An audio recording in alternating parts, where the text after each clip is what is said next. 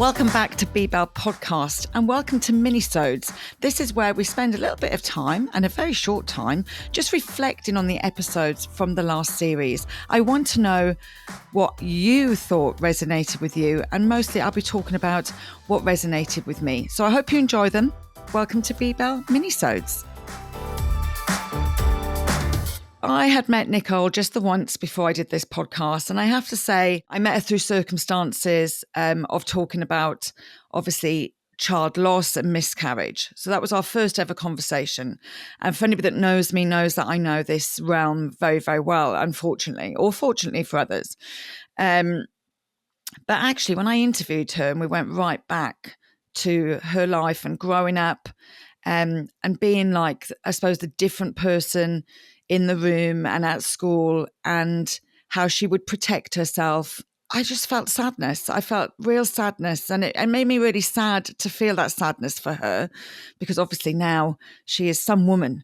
But it just, it made me really sad to think of her growing up. It made me really sad that she felt that she had to protect herself. It made me sad when she spoke about not really feeling like she came to her own or feeling truly happy until in her 20s. And actually, it took me back to thinking about Tammy and the Shona Project, because I was at another Shona Project event this week, and it's just so mad. I wished the Shona Project for Nicole. I met young women at the Shona Project event that it had made such a difference to their life. And I'll be honest, I don't feel that I would have needed that at that time. I was very confident and comfortable. And I think that had a lot to do with my parents and a lot to do with the people around me and a lot to do with my upbringing and growing up in a pub and being surrounded by adults that told me that I could do anything. So, the beginning of this pod I found really, really sad. The fact that she chose to go in areas that were very male dominated and still have to stand her ground. But everything changed for her, I think, really. And I noticed her voice change, her reactions change when she spoke about therapy. And I think this is a really important message, because we all probably need a therapist or a coach. You may not need therapy, but you might need someone to help and support you.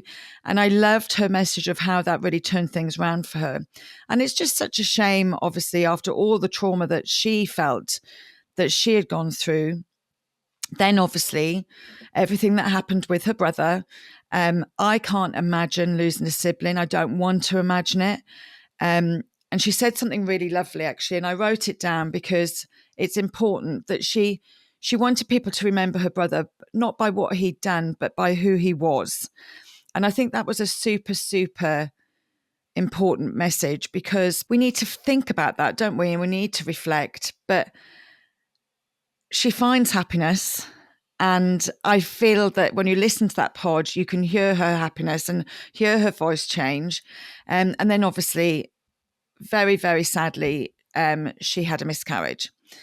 And the sad thing about that miscarriage is that she didn't know what was going on. She didn't know how to deal with it. She didn't know that this happened to other people, because it's not something that we generally talk about.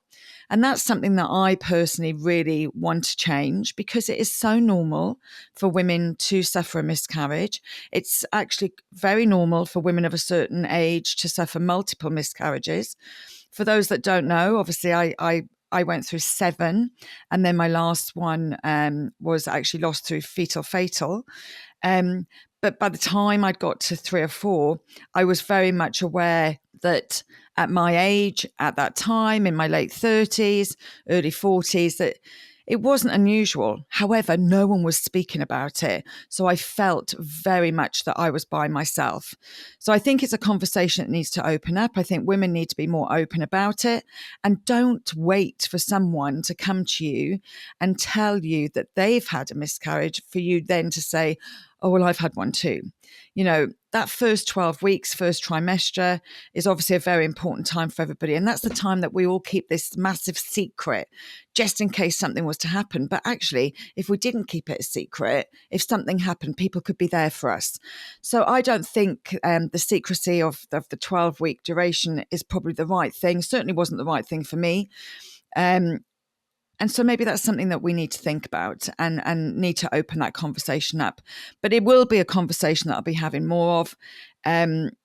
Obviously in October, this month is October, and it is, Child Loss Day is in this month. So it is something that I will talk more about because I want it to be more of an open conversation so people understand that they can talk to each other and make it more normal. Hi, and thank you for joining me for this week's episode of BBell Podcast. If you have any thoughts, questions, or feedback for us, we always love for you to get involved. And you can find us on Instagram at @BBell_podcast.